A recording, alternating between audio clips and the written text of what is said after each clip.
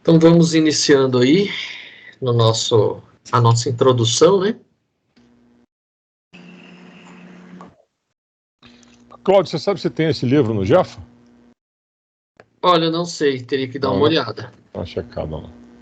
Ah, você não comprou, Alexandre? Não comprei não. Não. Cara, eu paguei R$42 naquela banca em frente ao Cine Palácio ali. Ah, tá. Você não passou lá naquele sebo, né, que você fala? Ah, o sebo não tem, eu falei com a Juliana, ela não tem. Ah, você conversou com ela. Não, mas tranquilo, eu tô imprimindo e vou tocando até comprar. Tá bom, legal. Eu não sabia se todo mundo tinha, por isso que eu já postei o Maravilha. PDF lá, né? Uhum. Então vamos lá na nossa introdução na jornada evolutiva.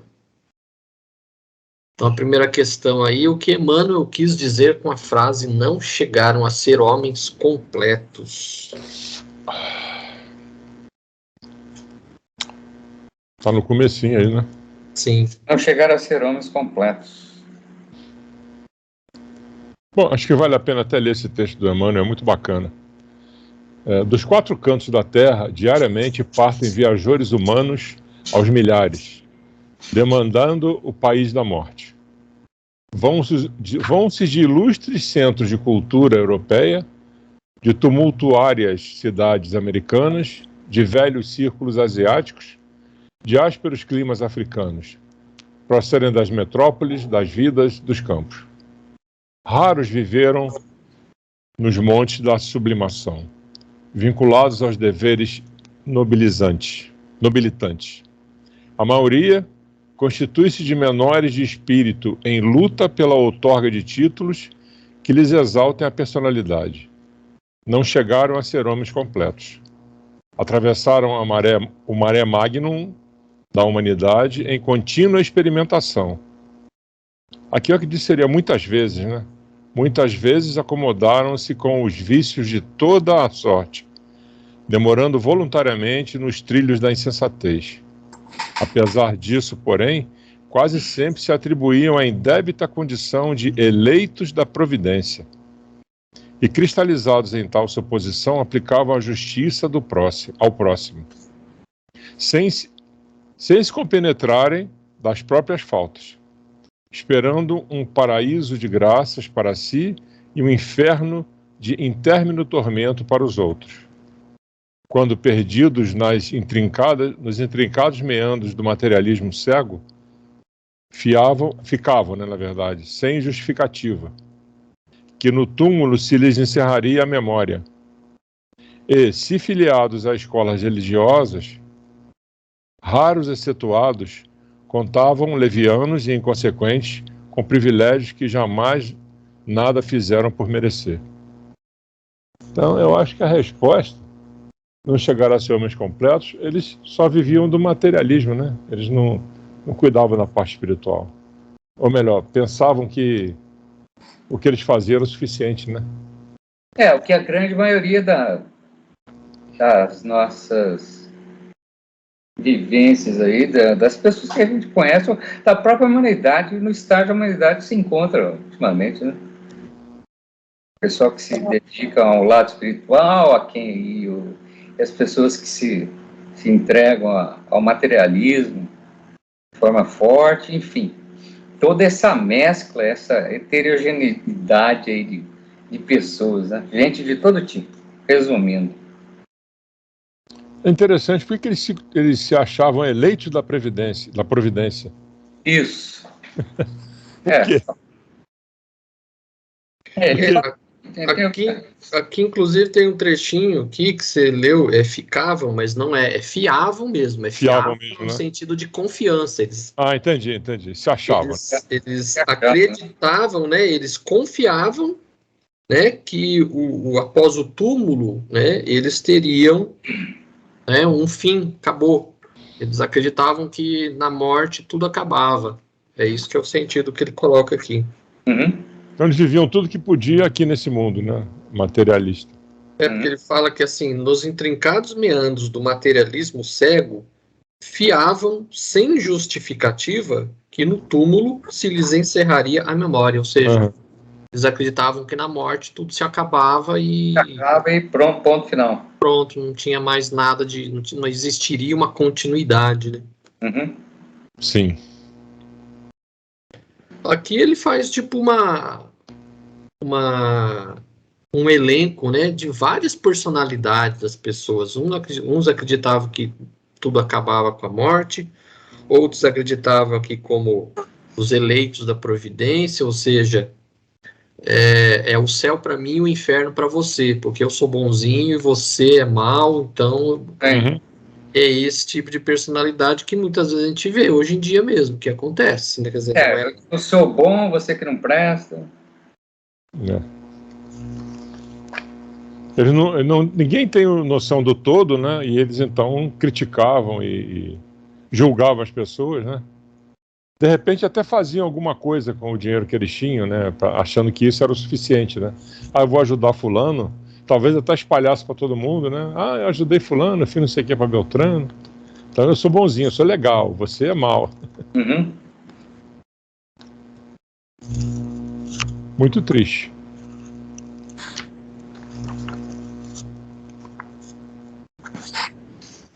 E aí, Paulo, tem alguma consideração aí? Deixa eu te falar uma coisa, por favor.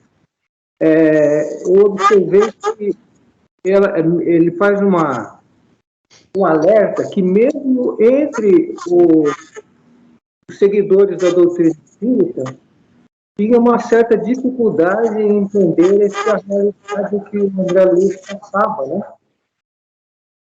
Com uma semelhança maior até e mais próxima do que era a realidade terrena nesse meio que se encontrava as narrações dele, das pessoas que chegavam do plano terreno, né? Até mesmo entre os irmãos de doutrina espírita, na época em que começou essa série, pelo que eu entendi, havia uma dificuldade mesmo de entender, justamente um pouco iludidos, né? Uma questão do que o que fazia já era suficiente, né? Sim. Um pouco mais para frente aqui ele fala: vários companheiros de ideal estranham a cooperação de André Luiz, que nos testa informações sobre alguns setores das esferas mais próximas comum dos mortais. Isso vem depois, na teoria do menor esforço, inexistente nos círculos elevados, contavam com a preeminência pessoal. Mesmo na época, ainda tinha muita gente que seguia o espiritismo, mas ainda não conhecia exatamente, porque vamos dizer assim, o grande mérito de toda essa série do André Luiz foi justamente descortinar todo esse além que era desconhecido, até mesmo para os espíritas.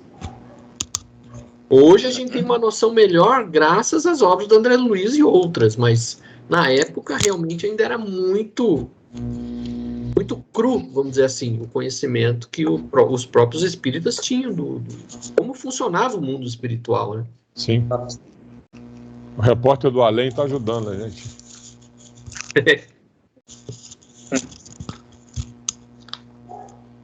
Muito bom. Aí vem aí a segunda questão. Perante a Suprema Justiça, somos todos iguais? Seremos julgados igualmente? Cada um de forma diferente, evidentemente, em função, de acordo com as suas obras, né? Na verdade, em função das suas interpretações, das suas atitudes, em função daquilo que você está fazendo hoje, que você tem apresentado hoje de uma forma ou de outra, né? Um conhecimento ou sem conhecimento, enfim. Mas é a velha história, né? Quanto mais conhecimento, mais responsabilidade, por aí vai. Ele fala aqui numa frasezinha: perante a Suprema Justiça, o malgache e o inglês fruem dos mesmos direitos, né? Malgache, pelo que eu vi lá, são os habitantes da ilha de Madagascar. Isso. Ou o inglês. Fruem os mesmos direitos, né? Sim. Mas aí, de acordo com as suas obras, você será julgado, né? Relativizando a condição evolutiva de cada um, né? Que podia ter feito dentro dela. Sim. Sim. E é o que a gente sempre comenta, quanto mais você sabe, maior a sua responsabilidade, né? Então, meu amigo, não adianta dizer eu não sabia. Fazer igual o Lula, não sabia de nada, eu não. Mas aí ele complementa, né? Provavelmente, porém, estarão... Quer ler, Leonel? O Paulo? Provavelmente, porém, estarão distanciados entre si pela conduta individual diante da lei divina, que distingue invariavelmente a virtude e o crime, o trabalho e a ociosidade, a verdade e a simulação, a boa vontade e a indiferença. Da contínua peregrinação do sepulcro, participam, todavia, santos e malfeitores, homens diligentes e homens perigosos. Preguiçosos. Ou preguiçosos, isso. É isso Homens aí. preguiçosos. Ou seja, da gente de todo tipo, né? A pergunta que ele faz no parágrafo seguinte aí é bastante interessante e, vamos dizer assim, explica um pouco a questão, né? Como avaliar por bitola única recipientes heterogêneos? Uhum. Então, a justiça divina, a gente entende que a justiça divina, ela é igual para todos. Sim. Mas ela é igual na medida da desigualdade de conhecimento que cada um tem. Tanto que na sequência aí ele fala, selvagem, que havia eliminado os semelhantes a flechadas, teria recebido no mundo as mesmas oportunidades de aprender, que felicitam o europeu supercivilizado que extermina o próximo à metralhadora. Exatamente. Então, é assim, o que a gente entende como justiça divina, existe um peso equivalente ao desenvolvimento, ao conhecimento de cada um. Então, você não vai exigir de um indígena no meio da Amazônia a mesma coisa que vai exigir de nós. Sim. Então, nós já chegamos a um nível de conhecimento que nós seremos muito mais exigidos. É a mesma coisa assim, quando a gente desencarnar, a justiça divina não vai cobrar de nós, né, da mesma forma que vai cobrar de um evangélico ou de um católico, porque nós tivemos acesso a um conhecimento muito maior. Sim. Então, nós, como espírita, nós temos maior responsabilidade porque nós temos maior acesso ao conhecimento. Então, não pode ser julgado com a mesma régua. É isso que o Emmanuel está dizendo aqui. As pessoas não podem ser julgadas na mesma medida. Porque cada um está num patamar. Então, cada um vai ser julgado, de cada um vai ser exigido na medida do seu conhecimento, do seu desenvolvimento. Assim como você não pode exigir de uma criança de 6, 7 anos que está no primeiro ano, conhecimento de alguém que já está na universidade. Mas por menos que você saiba, eu entendo assim, por menos que você saiba, por menos que você tenha aprendido, pelo menos não faça mal a ninguém, né? Você fica na sua, porque é o que a gente já comentou várias vezes, não existe a injustiça divina, né? A injustiça não existe, Deus julga de acordo com o que você recebeu aqui e usou ou não, né? Você teve as suas oportunidades, né? Você teve a oportunidade de plantar suas sementes. Novamente ele repete isso, inclusive, aqui na frente, né? Quando ele diz que o Cláudio mesmo leu o pedacinho. Por que motivo fulminar com inapelável condenação os delinquentes, se o dicionário divino inscreve a letras de logo as palavras regeneração, amor e misericórdia. Então, apesar de tudo que a gente faz, Deus ainda tem misericórdia da gente. Resignação, amor e misericórdia. Essas três são fundamentais aí. Né? Você escolheu o mau caminho, você não seguiu aquilo que Cristo falou e mesmo assim ele tem misericórdia. Só que você não pode reclamar, né? Você jogou as sementes, está colhendo o que você plantou.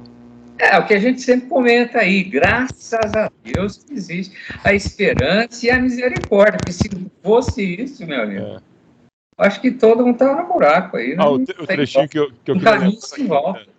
A morte a ninguém propiciará passaporte gratuito para a aventura celeste. Nunca promoverá compulsoriamente homens a anjos. Cada criatura transporá essa aduana da eternidade com a exclusiva bagagem do que houver semeado e aprenderá que a ordem, a hierarquia, a paz do trabalho edificante são características imutáveis da lei em toda parte. Então, a justiça divina funciona nesse sentido aí, né? E muitas vezes também a gente comenta, você vê uma pessoa sofrendo, você fala, coitado. Você não tem que falar coitado, né? Você não deve virar as costas, mas também não deve falar coitado. Ele está recebendo o que ele plantou, né? Ou aqui ou lá atrás. Isso também é mencionado aí mais na frente, né? Ninguém depois de sepulcro gozará de um descanso a que não tenha feito justo, porque o reino do Senhor não vem com aparências externas. É a questão número 3 aí, né? Sim. A conclusão.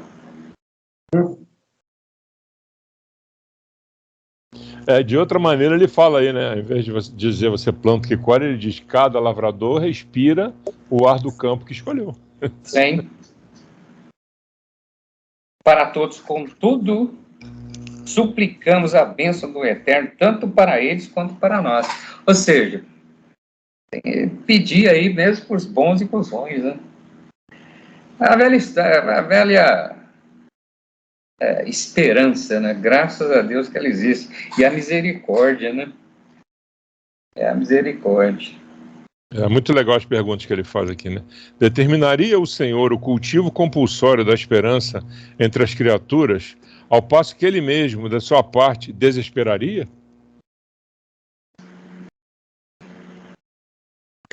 Porque muitas vezes o ser humano ele tem aquela mania de querer dar a Deus características humanas, né? E a gente não tem a menor ideia exatamente nem o que é Deus.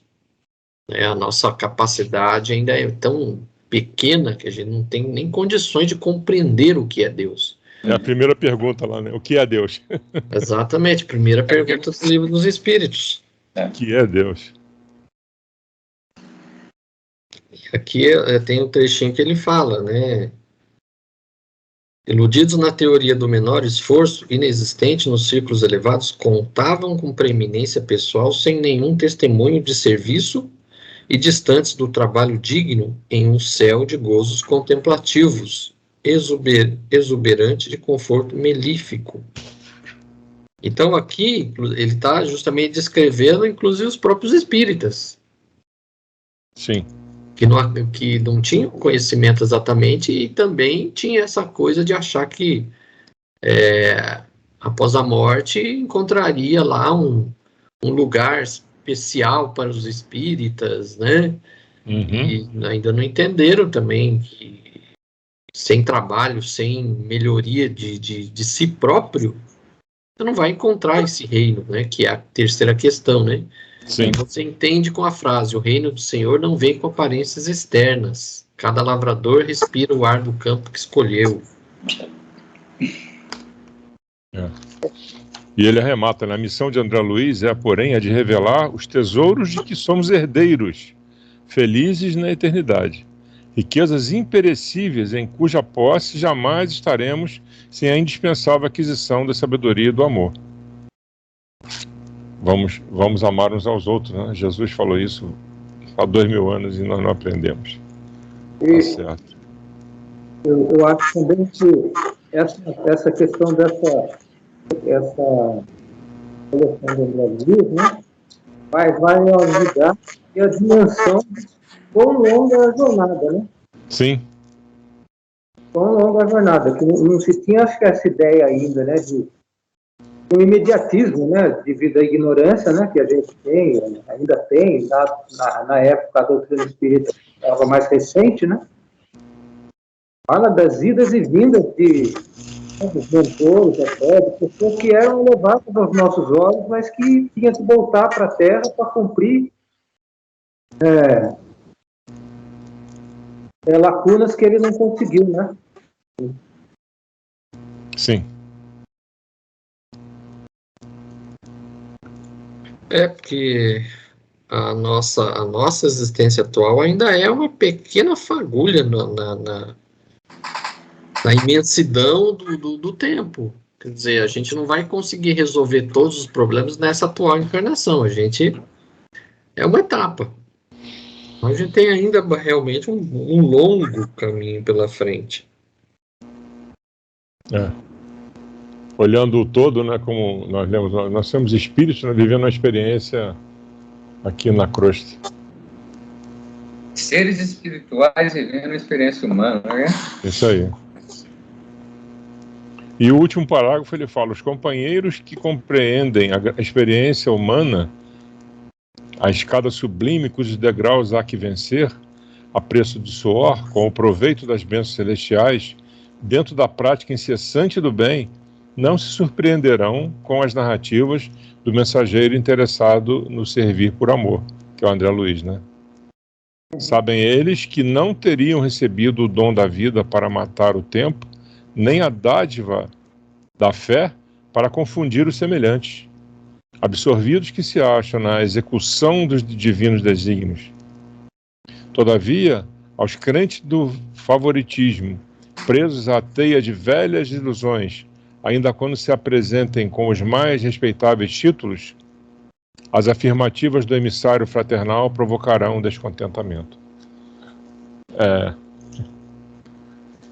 Vamos fazer tudo que a gente puder aqui na Terra, né? Tudo de errado, tudo de dinheiro, tudo de... esquecendo o resto, que lá a gente se ajeita. Não é bem assim, né? Porque aqui nesse finalzinho desse trechinho, ele coloca que muitas vezes mesmo as pessoas aí com formações, Sim, com conhecimento, com muita leitura, etc, vai ler muitas vezes essas coisas aqui e não vai aceitar o que está escrito.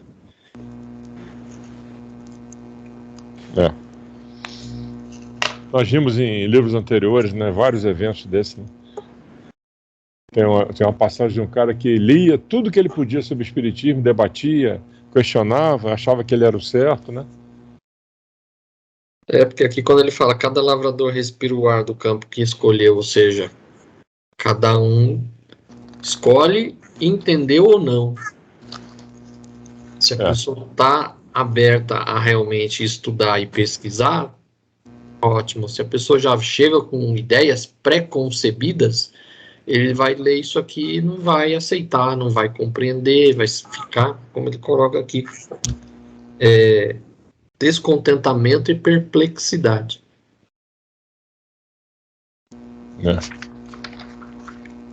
Um trecho aqui interessante, ó. A lógica e o bom senso nem sempre se compadecem com os argumentos teológicos imutáveis. A vida nunca interrompe atividades naturais, por imposição de dogmas estatutários de artifício. Isso é a mera obra de arte humana, cujo fim é a bolorenta placidez dos museus. Exige a paciência de anos para ser empreendida e realizada. Que dizer da obra sublime de aperfeiçoamento da alma, destinada a glórias intermináveis? Ou seja, é um processo longo, né? O processo é longo. Exatamente. Interessante esse texto.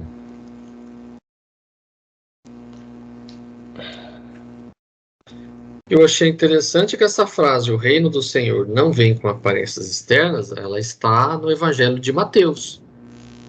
Uma frase pronunciada por Jesus. Então já tem 2000 anos que ele já esclareceu que o reino de Deus ele não é um reino exterior, não é um reino materializado. Esse tal do reino do Senhor que os judeus esperavam era um rei material, era um rei terreno, com poder, né, militar para se opor aos romanos, que eles odiavam. Era esse o reino que eles queriam. E ele falava, meu reino não é daqui, né? Meu reino não é deste mundo, e o reino do Senhor não vem com aparências externas. Então ele deixou bem claro que esse reino que as pessoas estavam esperando não era aqui na Terra, não era material.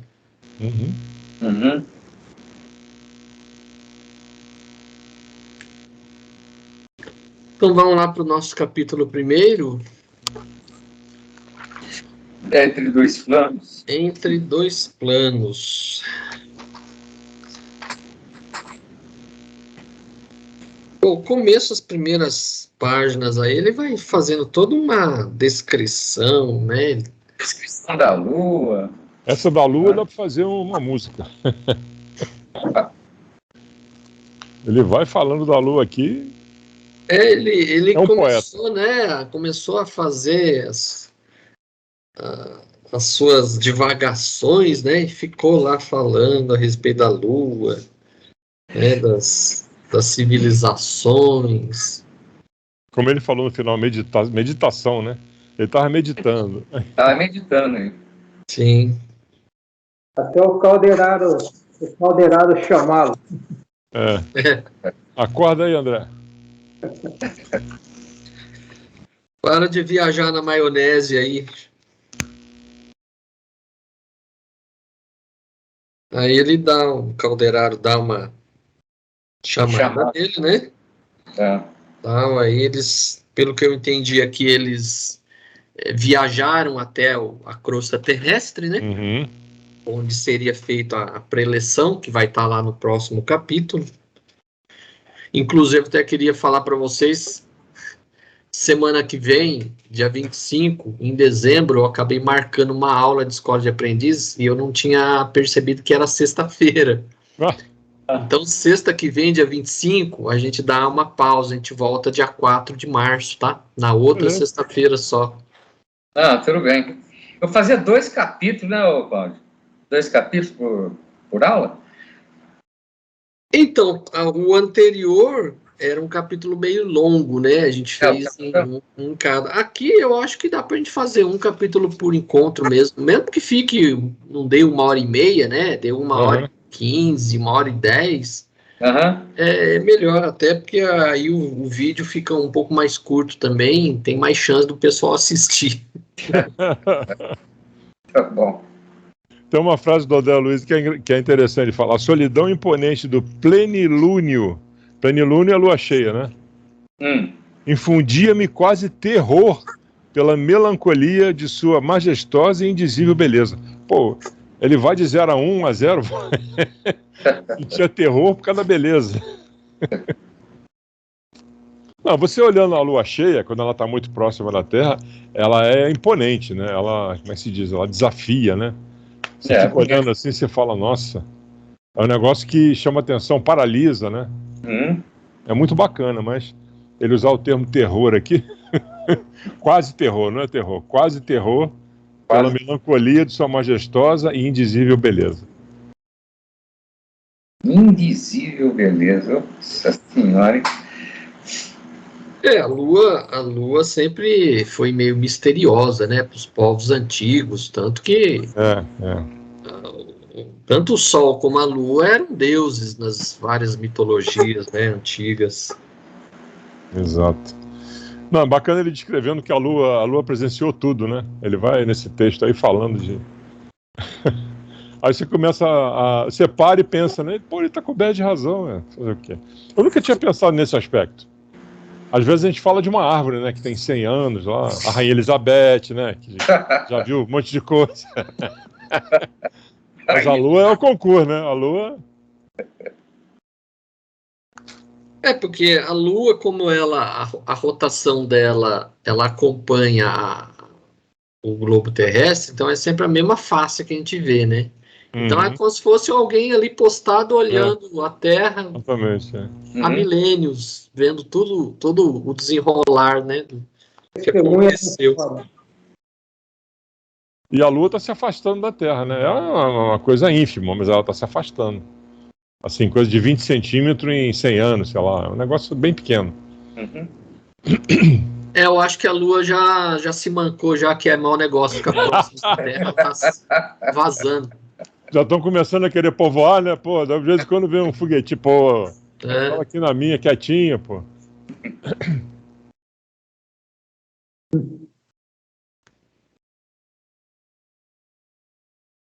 Muito bem. Aí ele chama, né, para preleção do instrutor Eusébio. Aí até fala, né, que esse instrutor, ele já poderia até estar em esferas mais altas, mas ele continuava fazendo esse trabalho aqui. Ele desce, né, se fala que encontrava tempo para descer semanalmente a crosta planetária, satisfazendo interesses imediatos de aprendizes que se candidatavam ao discipulado. Então, semanalmente ele vinha aqui para ministrar, tipo, essa palestra que ele... Depois a gente vai ver no capítulo seguinte aí, né? Tem um trechinho aqui que eu gravei e fiz uma pergunta, bolei uma pergunta. Dispondo de uma semana sem obrigações definidas, dentre os encargos que me diziam respeito, solicitei ingresso na turma de adestramento da qual se fizera caldeirar o eminente orientador, tendo-me ele aceito com a gentileza característica dos legítimos missionários do bem e propondo-se conduzir-me carinhosamente. Mais uma vez o André Luiz se colocou à disposição para aprender alguma coisa, né? A gente viu que ele fez isso várias vezes lá atrás. Ele sempre tem uma oportunidade, ele quer estar dentro, né? E a minha pergunta é essa disponibilidade dele, que ele sempre demonstra, né? Acelera o processo evolutivo dele? Porque além dele ter a capacidade, ter a boa vontade sempre de querer aprender, né? De participar de várias coisas, ele tem a boa vontade, ele aprende e participa. Depois ele efetivamente acaba praticando alguma coisa. Isso aí acho que contribui para o processo evolutivo dele, né? Conhecimento, né? E aquela questão dos bônus hora lá, dos bônus, né? Um crédito que ele adquire, mas para aumentar o conhecimento, ele está aumentando a responsabilidade dele também. Quando ele... Sim. Conhecimento, consequentemente, responsabilidade. Mas o que eu estou querendo perguntar é o seguinte: à medida que ele vai aumentando o conhecimento dele, ele deveria subir de nível, vamos dizer assim, porque nós vemos as pessoas, todas têm níveis, né? Agora mesmo está se falando do Calderano e do Eusébio. Então o André está caminhando para isso? Ou se ele reencarnar, ele viria um espírito bem mais evoluído? É interessante essa pergunta, né? Interessante mesmo, porque é aqui, né? Enquanto encarnado, é posto à prova, né? Enquanto encarnados, o quê, Paulo? Tá ruim. Posto à prova. Somos postos à prova, né? Sim. Aí vai ser o... Eu entendo que, assim, o fato dele aprender, ele se dispor a aprender, é um mérito para ele. Exato. Mas, vamos dizer assim, o conhecimento representa, assim, opinião minha, estou divagando. Conhecimento representa 5% da evolução, 95% é a prática. Então, é como na escola mesmo. Você assiste a aula, você aprende um monte de coisa com o professor, mas isso por si só não faz você passar de ano. O que faz você passar de ano é o quê? Você ir no dia da prova, fazer a prova e receber a nota. Fazer um trabalho, né? O professor propõe um trabalho, você elabora um trabalho e tudo mais, entrega aquele trabalho. Então, isso vamos dizer assim, no meu entender, 95% da evolução. 5% é o conhecimento. O conhecimento, vamos dizer assim, é algo preparatório para que você ponha em prática aquilo que você aprendeu. Então, só o conhecimento, sem você pôr em prática, não adianta grande coisa. Como você observa nos livros anteriores, sempre que ele aprende alguma coisa, ele procura colocar em prática. Ele acompanha alguém, ele vai lá e faz aquilo com boa vontade, né? Então, eu entendo que o que você está falando é certíssimo. Ele está evoluindo. Por outro lado, né? Quando ele foi para lá, ele estava cheio de dívida, né? Sim, passou por poucas e poucas. Aqui que a gente já então, acho que ele não zerou ainda. Ele veio de baixo mesmo, ele teve lá no zero, na escala zero. Exatamente. Acho que abaixo de zero mesmo. Se for escalonar a trajetória dele, né? Quem viu lá o Nosso Lar, etc., onde ele começou, ele passou por poucas e boas, até ser resgatado, etc. Daí ele começou a tomar conhecimento, mas ele é um cara dedicado, assim, né? Ele vê que tem oportunidade, ele já quer estar lá, quer ver, quer conhecer, quer estar em todas. Isso Verdade. que os outros livros mostravam isso. Sim. E é interessante a gente ver que ele fala que uma semana sem obrigações, ou seja, tudo que está descrito nessa obra aqui é resultado de uma semana. Você vê? Nossa, caramba. É verdade. Nossa senhora, já pensou? Você vê que se em uma semana a gente aprende tudo isso, imagine o que nós aprenderíamos aí numa vida toda. E muitas vezes a gente não dá conta, né? Sim. Não dá mesmo.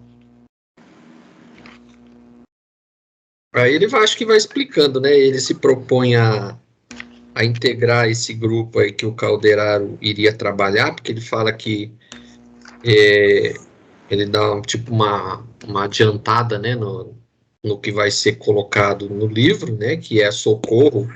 Sim. Vamos dizer assim, ao termo que está muito comum hoje, que é saúde mental, né? Então é o tema desse livro aqui. Que ele fala aqui em psiquiatria iluminada. E ele tinha um profundo conhecimento do jogo das forças psíquicas. Calderaro, para poder. Ele, pelo que eu entendi, que ele tinha um grupo de trabalho que se dedicava a esse tipo de socorro, né? Ele menciona, né, o escopo fundamental da tarefa circunscrevia-se ao socorro imediato aos infelizes, evitando-se quanto possível a loucura, o suicídio e os extremos desastres morais. Se fosse um ambulatório, né? Um ritmo de ambulatório, né? Não era de clínica, de consultório. Era previsto, né? Era uma coisa de acordo com o imediato. E é algo que ocorre muito hoje em dia, né? O que mais vê hoje em dia é o pessoal aí com sérios problemas de saúde mental, né? Exatamente.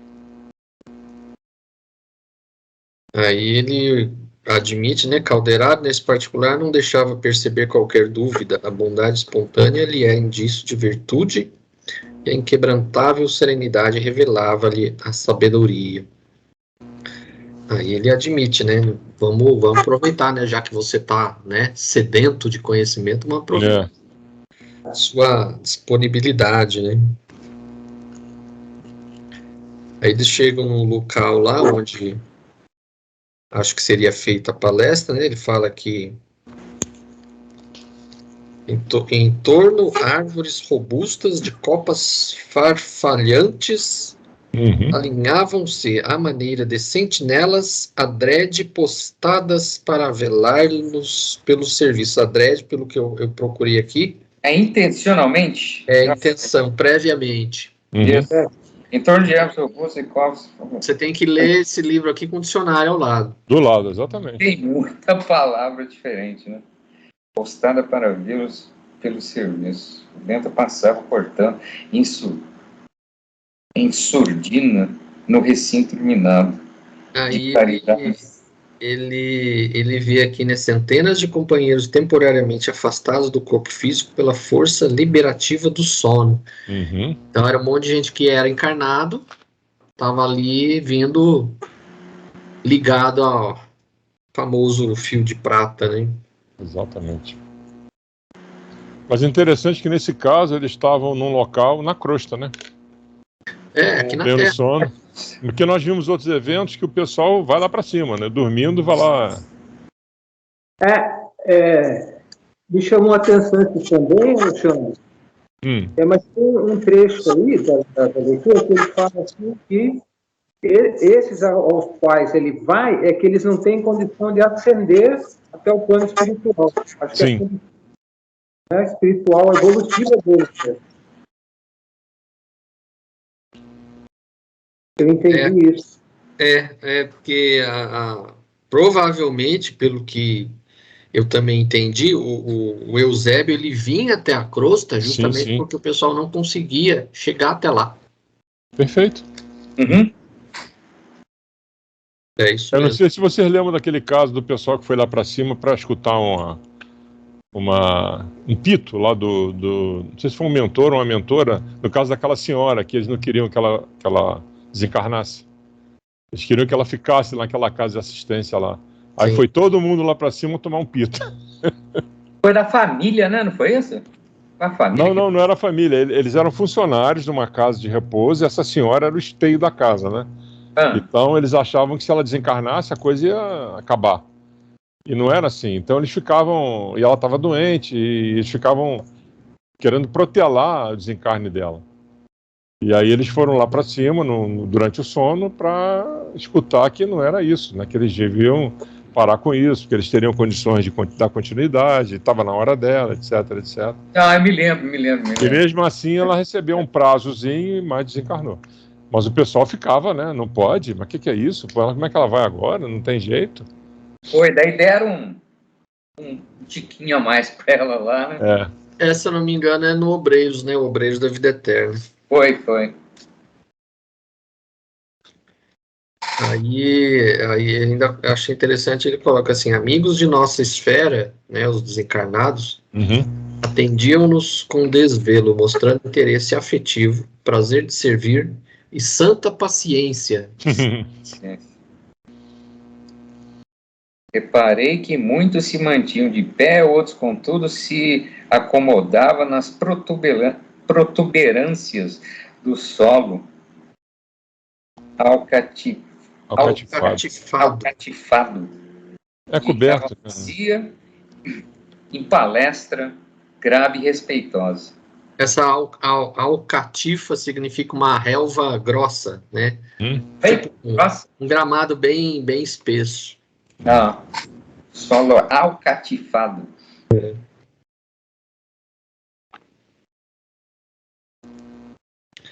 Aí eu achei interessante, antes da primeira questão aí, que a primeira pergunta é longa, e era mais longa ainda, é que eu dei uma condensada. Caramba. Aí ele fala, né, na reunião, né, isso é o Calderaro falando, né, na reunião de hoje o instrutor Eusébio receberá estudantes do espiritualismo em suas correntes diversas, que se candidatam aos serviços de vanguarda. Aí ele coloca, exclamei curioso, não se trata, pois, de assembleia que agrupe indivíduos filiados indiscriminadamente às escolas da fé? Ou seja, ele se espantou, foi mais só os espiritualistas e os que não são espiritualistas, né? O que é evangélico, católico, muçulmano, né, budista, seja lá o que for, né? O povo não vai estar aqui? Aí ele coloca, a medida não seria aconselhável no círculo de nossa especialidade, né? Ele coloca assim um pouco mais para frente, a heterogeneidade de princípios em centenas de indivíduos, cada qual com sua opinião, obrigaria a digressões difusas, acarretando condenáveis desperdícios de oportunidades. Então, pelo que eu entendi aqui, ele quis pegar um grupo um pouco mais, vamos dizer assim, já avançado no conhecimento a respeito do mundo espiritual, para, vamos dizer assim, ter uma efetividade melhor na instrução que ele iria passar. Então, se você pegar as pessoas que não eram espiritualistas, ia gerar confusão, porque aí as pessoas não iam entender, ia querer saber. Interpretação diferente. Aí não iria dar muito certo. Ô, Cláudio, esse espiritualismo e aí vamos dizer, espiritualismo, então envolve todos aqueles que acreditam na vida além da morte, né? Sim.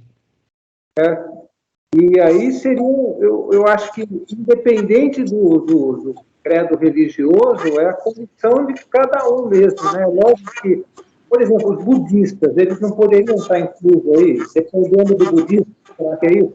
Dependendo Poderia. Eu acho que aqui, na verdade, pelo que eu entendi, esse espiritualismo que ele coloca aqui não é adeptos de religiões que acreditam na vida após a morte, sim espíritas mesmo, aqueles que já têm alguma instrução. Pelo que eu entendi aqui no texto, é isso. Né? Porque, na verdade, se a gente for pegar, todas as religiões são espiritualistas. Todas elas que acreditam numa vida após a morte. Mas, assim, posso estar errado, mas pelo que eu entendi aqui, o espiritualismo que ele quis dizer é espírita mesmo. Tá.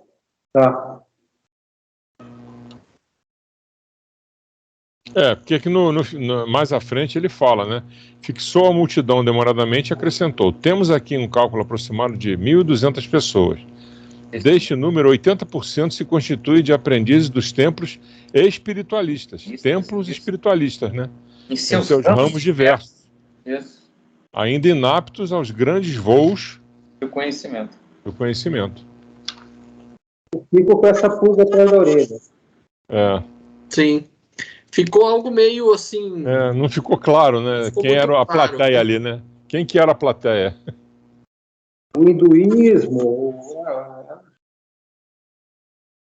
Quando ele fala espiritualismo em suas correntes diversas, né? Eu acho que passa por aí.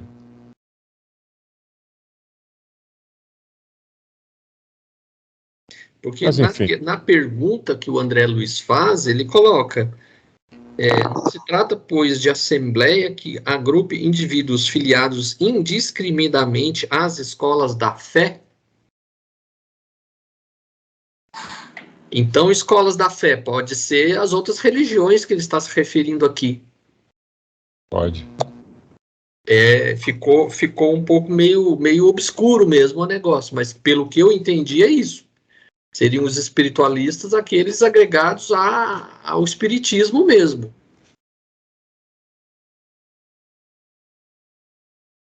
O que ele quer dizer, então, com o templo espiritualista em seus ramos diversos? Essa que é a questão. Pois é.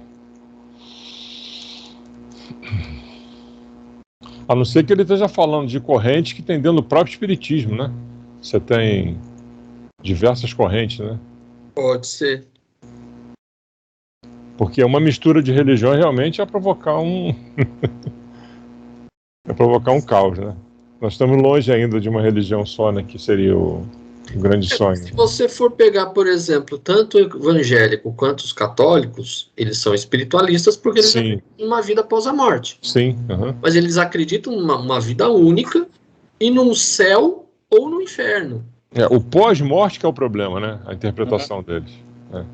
Então, se você tem lá um agregado, por exemplo, de grupos de católicos, que nem a gente viu no próprio Obeiros mesmo. Sim.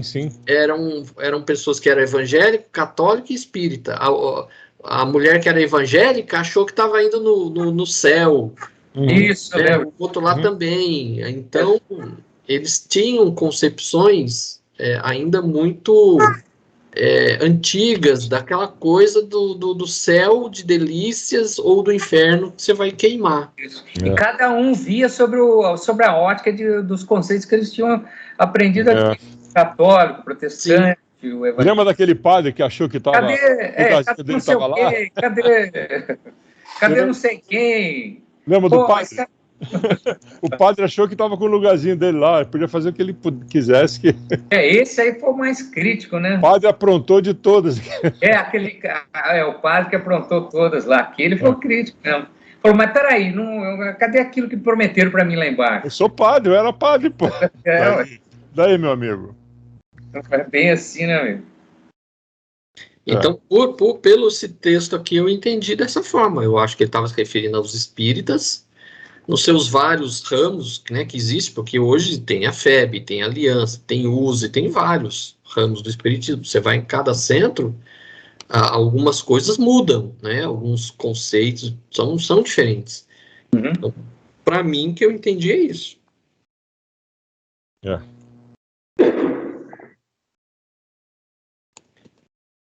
Aí vem a nossa primeira questão, né? Na preleção no plano espiritual dos presentes, 80% eram espíritos aprendizes encarnados. ainda inaptos a grandes voos do conhecimento, porém, nutriam o desejo sincero de serem colaboradores do plano divino. A libertação pelo sono era recurso para amparo fraterno, a fim de fortalecerem a mente devagarinho, gravando na memória ideias, sugestões, inspirações beneficentes e salvadoras, embora as recordações muitas vezes fossem imprecisas. Como você se sente com essa afirmação?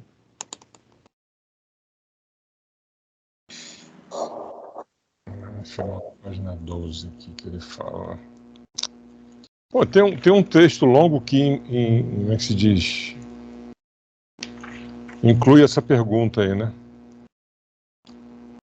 Temos aqui em cálculo, a gente tinha começado a ler 1.200 pessoas, desse número 80% se constituem aprendizes dos templos espiritualistas em seus ramos diversos, ainda inaptos aos grandes voos do conhecimento, conquanto nutram fervorosas aspirações de colaboração no plano divino. São companheiros de elevado potencial de virtudes, exemplificam a boa vontade, exercitam-se na iluminação interior através do esforço louvável, contudo ainda não criaram o cerne da confiança para uso próprio. Tremem ante as tempestades naturais do caminho e hesitam no círculo das provas, necessárias ao enriquecimento da alma, exigindo de nós particular cuidado, pois que, pelos seus testemunhos de diligência na obra espiritualizante, são os futuros instrumentos para o serviço da frente. Apesar da claridade que lhes assinala as diretrizes, ainda padecem desarmonias e angústias que lhes ameaçam o equilíbrio incipiente. Não lhes falece, porém, a assistência precisa, instituições de restauração de forças, abrem-lhes as portas acolhedoras em nossas esferas de ação. A libertação pelo sono é o recurso imediato de nossas manifestações de amparo fraterno. A princípio, recebem-nos a influência inconscientemente. Em seguida, porém, fortalece a mente devagarinho, gravando-nos concursos na memória, apresentando ideias alvitres, sugestões, pareceres e inspirações beneficentes e salvadoras através de recordações imprecisas.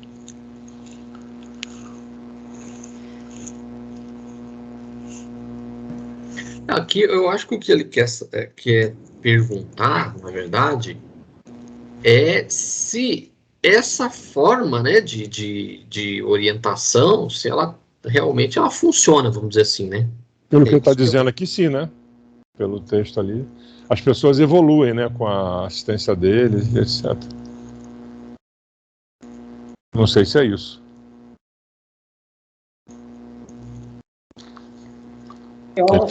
A libertação pelo sono é um recurso imediato. É um apoio, é um fortalecimento, né? É um fortalecimento espiritual para eles terem a fé necessária, né? Para se... Até porque eles apostam que no futuro serão eles, né, que estarão lá, como ele diz aqui, ó.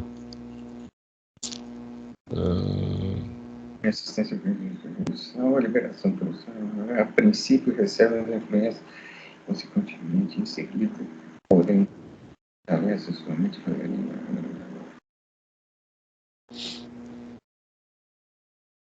Pois que, pelos seus testemunhos de diligência na obra espiritualizante, são os futuros instrumentos para os serviços da frente. Então, eles dão todo o apoio, né, a essas pessoas que têm ainda tem essas dúvidas, né, tem essa falta de conhecimento, vamos dizer assim. Eles dão esse suporte todo, já preparando, como se preparasse uma equipe para o futuro, né, para atuar. Eu acredito que funciona.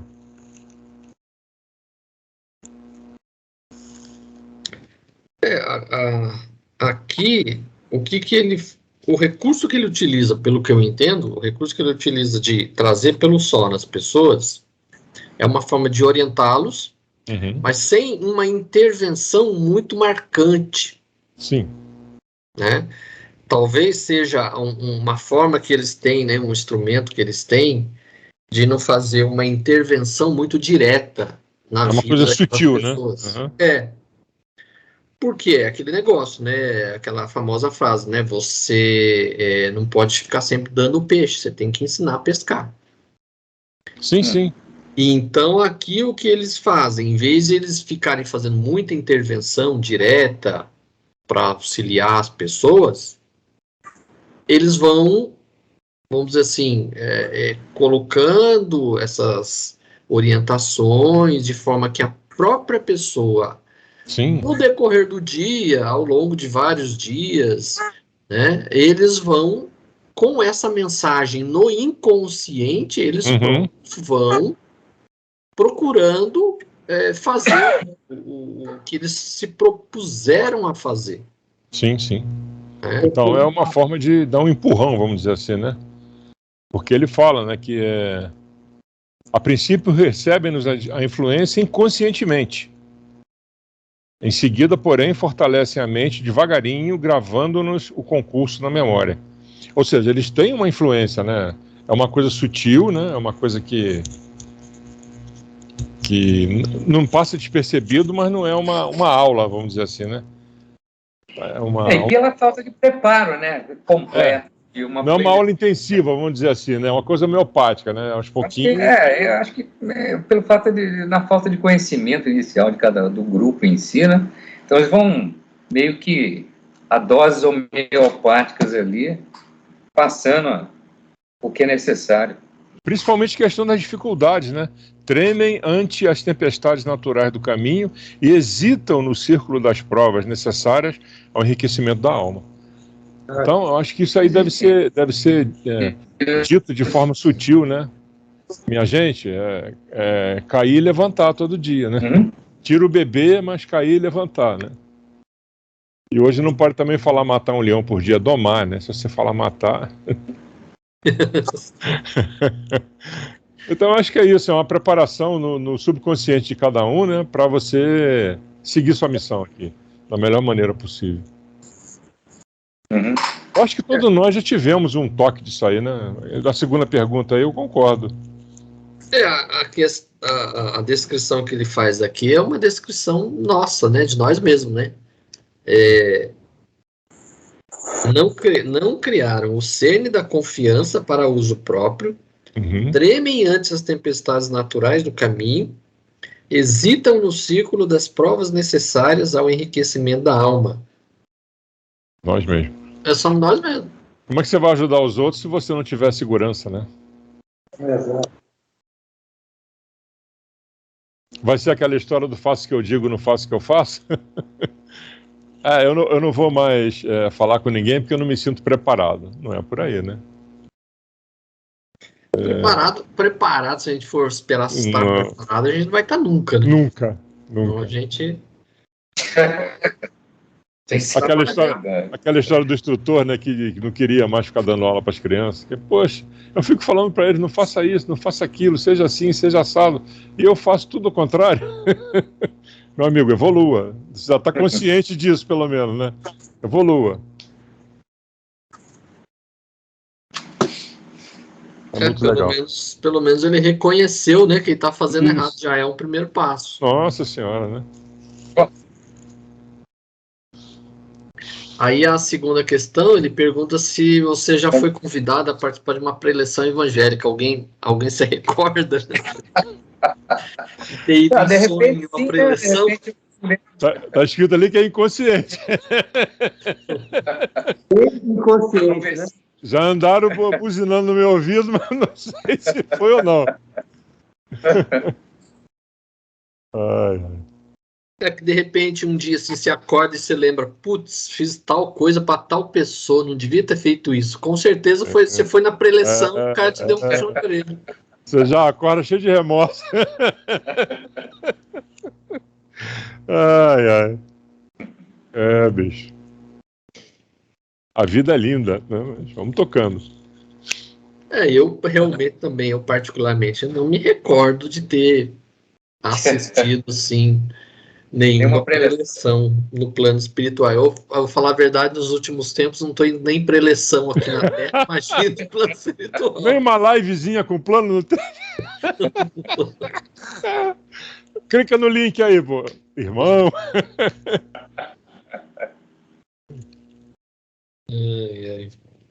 Mas eu acho que a gente deve receber um empurrãozinho, né? Já que a gente está tão interessado aqui, né? Vamos ajudar esse pessoal aí, pô. Com certeza a gente deve receber um auxílio, um amparo, a gente sempre está recebendo, né? Mas assuntos diretos, será que... Aquele remorsozinho da manhã, né? Acordei, pô, mas o que eu fiz naquele dia? Porque aqui o que ele deixa claro, quando ele fala que a influência é inconsciente, eu acho que é justamente para isso. Porque se a gente for, por exemplo, no plano espiritual, a gente é recebido, a pessoa chega, fala, olha, meu filho, é isso, aquilo, a gente vai ficar dependente desse tipo de coisa. Então a coisa tem que ser inconsciente, a gente não deve lembrar realmente, que é para a gente não ficar, eu vou esperar essa noite aqui para ver o que o meu mentor vai falar para mim, eu tenho que fazer tal coisa amanhã, aí eu não sei o que eu faço, vou esperar uma entrevista com o meu mentor para ele dizer para mim o que eu devo fazer. Então a pessoa vai ficar dependente desse tipo de coisa. Mas ela tem que ser inconsciente mesmo. Verdade. Mesmo porque não existe aquela influência, assim, eles não interferem no nosso livre-arbítrio, né? Não, eu acho legal também, tem um pessoal que participa das vibrações. Isso fica a seu critério, a sua consciência que fala. É verdade, tudo é consciência, né? Tudo é consciência. Essa semana que eu li alguma coisa sobre o estado da consciência, tudo é estado da consciência. Acho que eu ouvi um texto. Eles não interferem no nosso livre-arbítrio, mas muitas vezes a gente fica dependente desse tipo de coisa. Por isso que a gente muitas vezes não se recorda. A gente viu nos livros anteriores que teve lá uma senhora que recebeu a neta. Então ela deu uma série de orientações para a neta, mas a neta, ao acordar, ela não lembrava isso eu lembro. Detalhes da conversa com a avó, que era desencarnada. Ela ia só lembrar símbolos. Então era a forma de também dar uma orientação, mas que ela não ficasse nessa dependência de toda vez ficar querendo receber orientação da avó, né? É verdade. Até eu lembro até que um dos mentores ainda falou, olha, é melhor assim porque a senhora já desempenhou seu papel na Terra, agora a senhora tem que seguir outros caminhos, senão a senhora vai ficar presa a pessoa na Terra e a senhora mesmo não segue o seu caminho. Eu lembro disso. Por outro lado, tem a questão da próxima pergunta, né? Você não aproveitar esses insights, né? E pode acontecer, né? Você passa por lá e... eu acho engraçado, tem pessoas que participam das vibrações todos os dias e muitas falam assim, agora eu estou preparada para ir auxiliar a Bezerra de Menezes lá. A pessoa fica com essa coisa na cabeça, é interessante isso, né? Ela fica imaginando que ela vai participar de algum evento com Bezerra de Menezes naquela noite porque ela participou das vibrações, então vai ser uma continuidade. Você vê os comentários lá no grupo depois, é interessante, né? Eu fico olhando assim, vai, porra, bicho, tá bom. Não vou julgar nada, mas tá bom.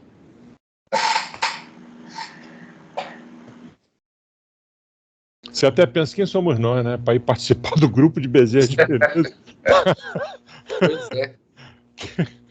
Acho que ela tá precisando ler o livro do André Luiz. Ai. Vamos lá. Quem somos nós na fila do pão, né? Para achar que... Chegou agora, já quer sentar na janelinha. Ai. E aí a terceira questão está nesse meio aí que a gente leu, né? Apesar do apoio espiritual, os trabalhadores ainda padecem desarmonia e angústia que ameaçam o equilíbrio. Por que isso acontece? Refletir com o grupo. Eu acho que é a falta de preparo mesmo do ser humano, né? Falta de preparo, né? É o ponto de que cada um se encontra, né? Ameaça o equilíbrio, exatamente.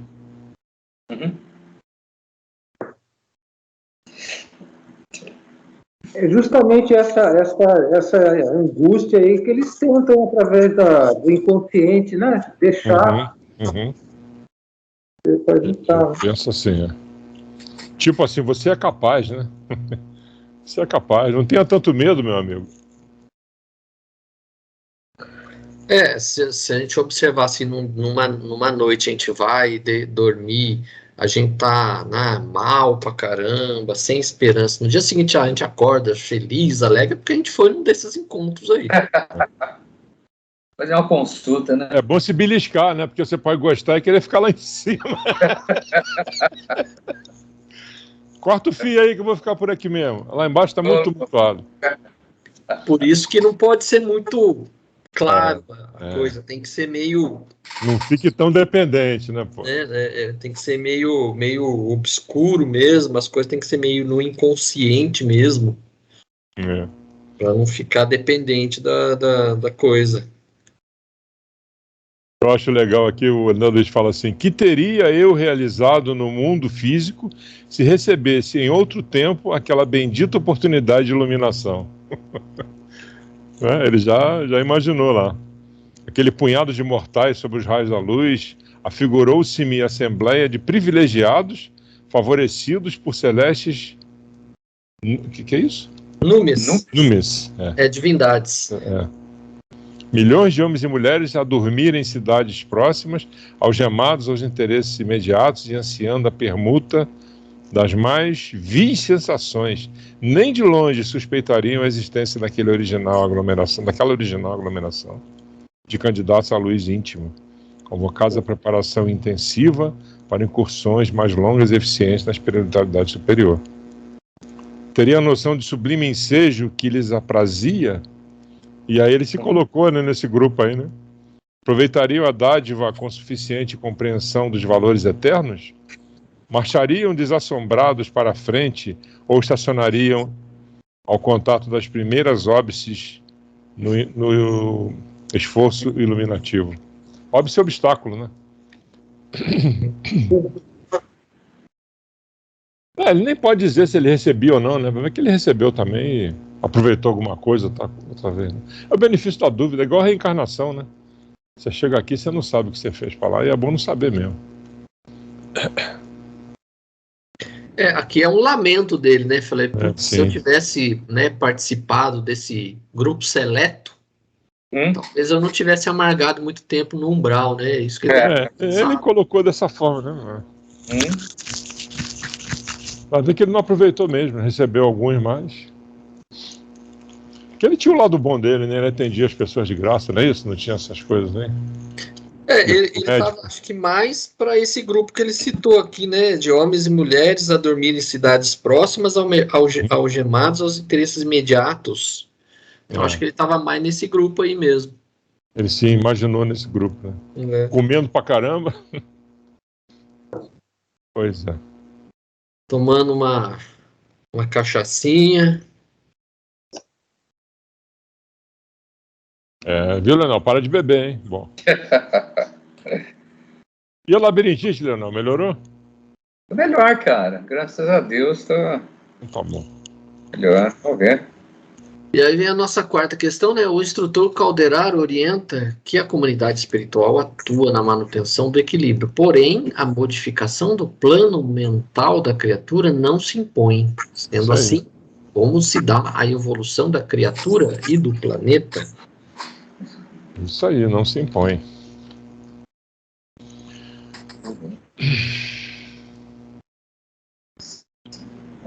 Tá aí no finalzinho da página 13. No meu é página 19, que o meu é a versão, a versão antiga. Tá.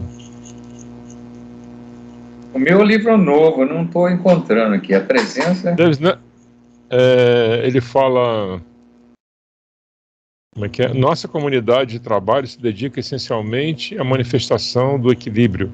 Não ignoras... nossa comunidade... Manifestação, isso. Manifestação do equilíbrio.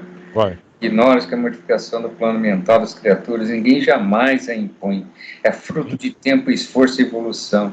E o edifício da sociedade humana no atual momento do mundo vem sendo abalado nos próprios alicerces, compelindo um imenso número de pessoas e imprevistas renovações. Certo? Não te surpreendas se eu disser... Não te surpreenderás se eu disser que em face do surto de inteligência moderna que embate na paralisia do sentimento, periclita a razão. A razão. E que periclita é essa aí? Deixa em perigo, não é isso? Deixa em perigo? O embate, na verdade, é a luta, né? O embate é a luta, né? Sim. Então, que a luta... Que embate na paralisia do sentimento, periclita a razão. O processo material... Progresso. O progresso material atordoa a alma do homem desatento. Grandes massas há séculos permanecem Aí já é a quinta. Aí já é a quinta. Já entra na outra, né? Então, quando ele fala ali na 4 que a comunidade espiritual atua na manutenção do equilíbrio, porém a modificação no plano mental não se impõe, é o que ele diz, né? Depende de várias coisas, né? Não se impõe. Na verdade, é você fazer o que Cristo mandou, né?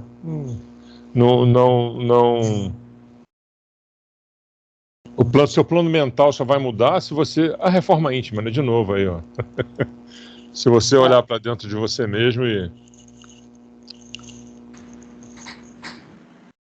você quiser fazer isso, né? Assim como um cara que é viciado em álcool, ele só sai de lá se ele quiser, né? Não adianta ele ir nos ais. Então, ele diz que a modificação no plano mental da criatura não se impõe. A evolução da criatura no planeta passa pelas fases das dificuldades, né? Do estudo, é que ele fala aqui, né? Abalado nos próprios alicerces, compelindo um imenso número de pessoas a imprevistas renovações. É fruto do tempo, do esforço, da evolução e o edifício da sociedade humana em o atual momento do mundo vem sendo abalado nos próprios alicerces. Então ele fala que de um modo geral, nessa época aí, estava difícil a pessoa evoluir, né? Acho que ele está falando, né? No atual momento do mundo vem sendo abalado nos próprios alicerces, compelindo um imenso número de pessoas a imprevistas renovações.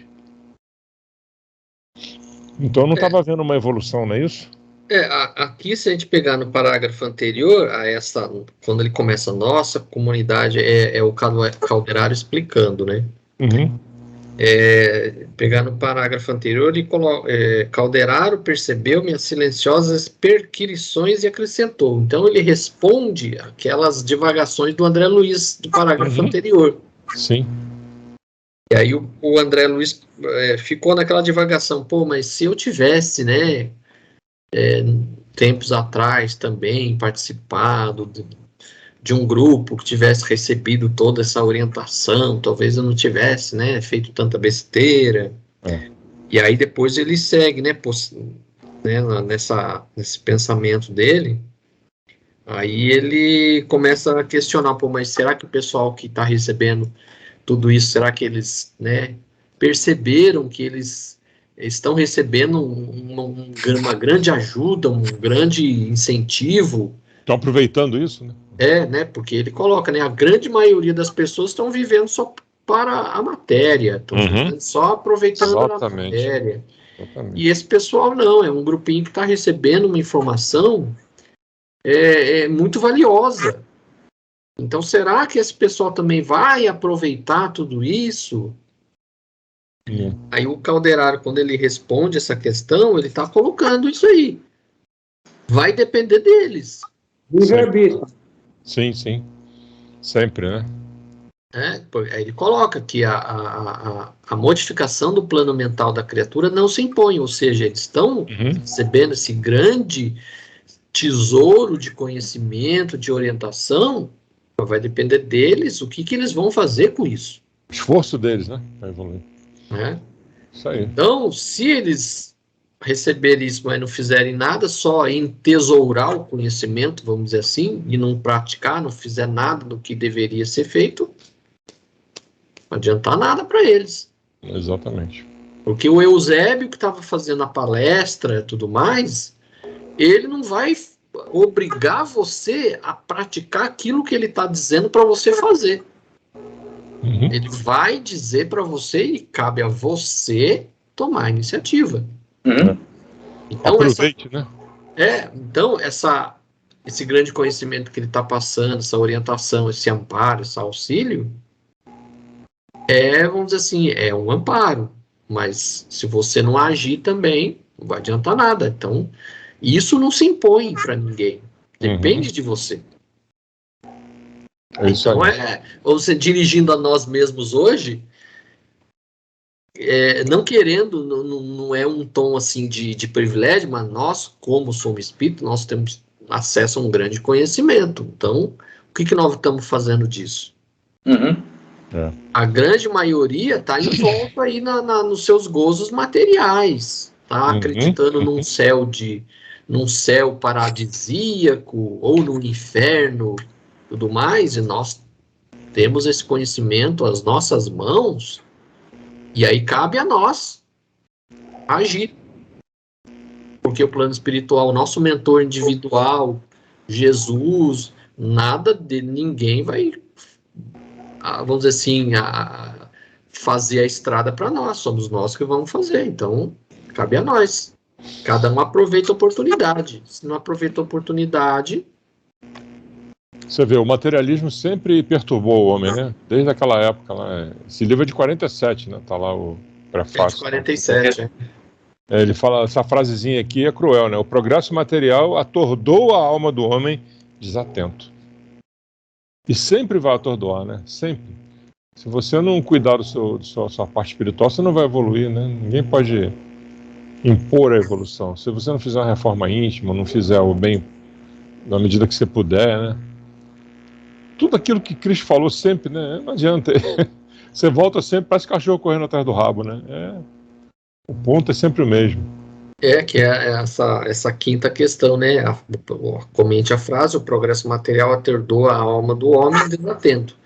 Grandes massas há séculos permanecem distanciadas da luz espiritual. Civilização puramente científica é um Saturno devorador.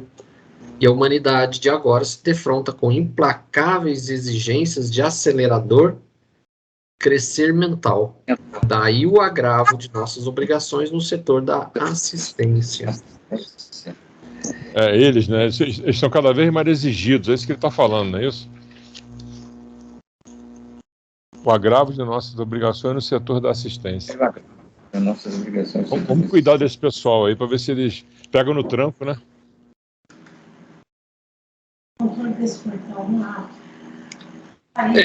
Aqui ele aborda duas coisas, né? Tanto a parte material como a parte científica. Aqui ele coloca assim, tanto as pessoas se amarram demais no que é material, né? A matéria propriamente dita. Sim. E ele aborda que a civilização puramente científica é um Saturno devorador.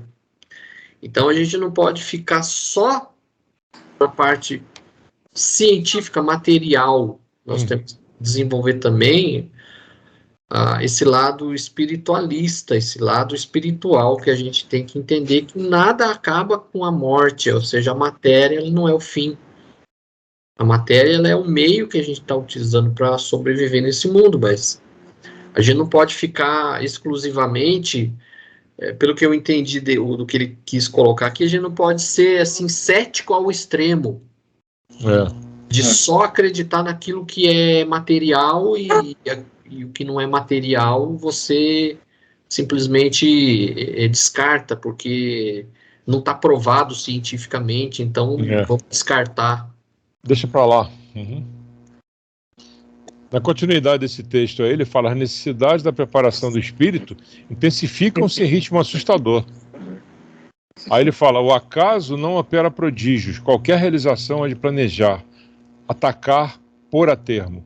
Para que o homem físico se converta em homem espiritual, achei isso aqui fantástico. O milagre exige muita colaboração de nossa parte. As asas sublimes da alma eterna não se expandem nos acanhados escaninhos de uma chocadeira. Há que trabalhar, brunir, sofrer. Aqui Brunir é um termo muito usado na aviação, né? Que você vai brunir alguma coisa, você vai trabalhar aquilo ali, você vai deixar aquilo da melhor forma possível, quando você tem uma deformidade. E é o nosso caso, né? Uhum. Brunir, lapidar, né? Lapidar também é um termo muito usado. Nós somos diamantes brutos. A gente tá, né? Cada um no seu nível de lapidação, né? Sim. Quanto trabalho a gente dá para esse pessoal, hein? Nossa Senhora.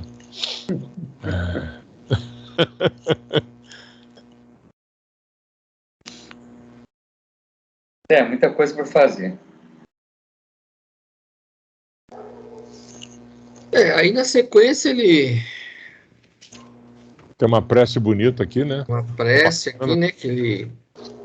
nesse instante é que o Eusébio chega no recinto lá. Aí ele faz a prece como preparação para a eleição que ele faria, né? E na sequência aí que está no capítulo, nós vamos ver daqui a 2 semanas.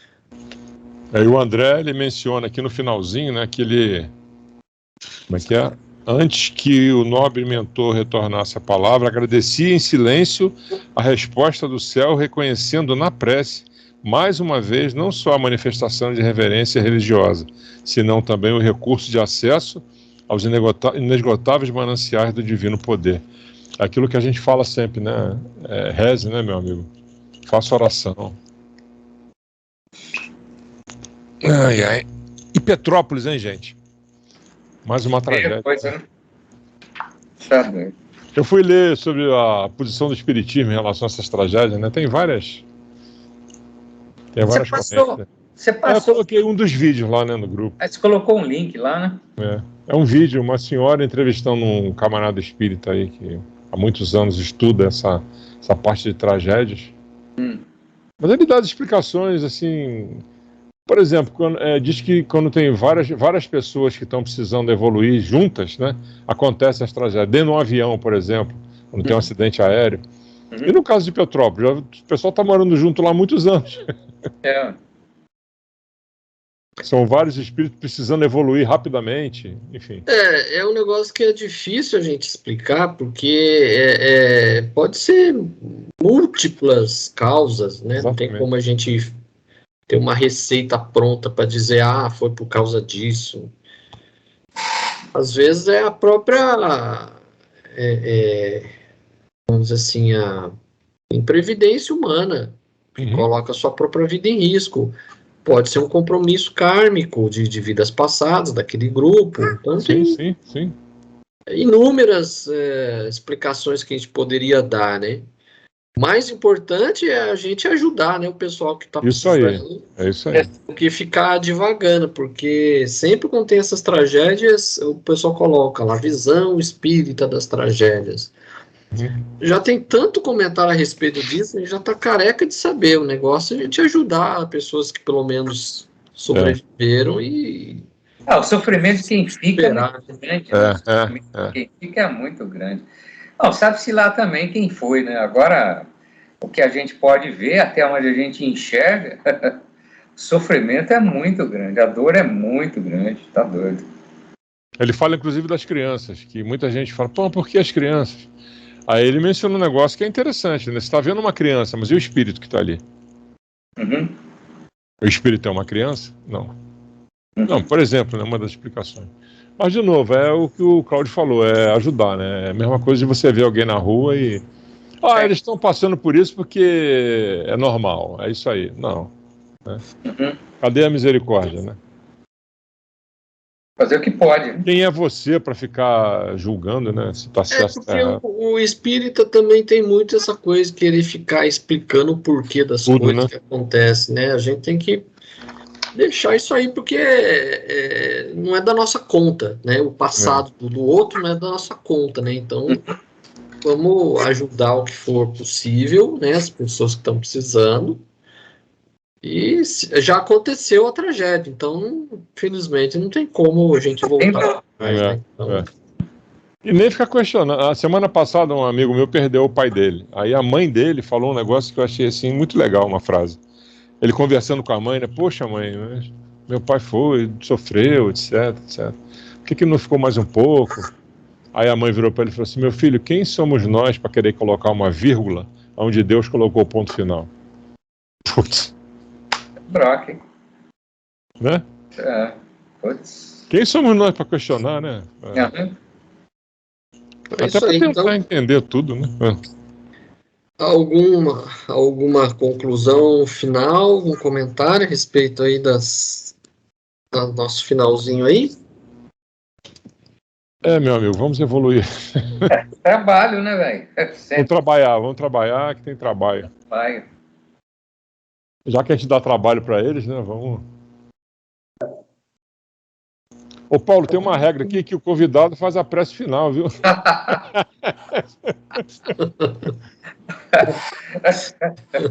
Ou então quem falta uma aula, entendeu? Quem falta.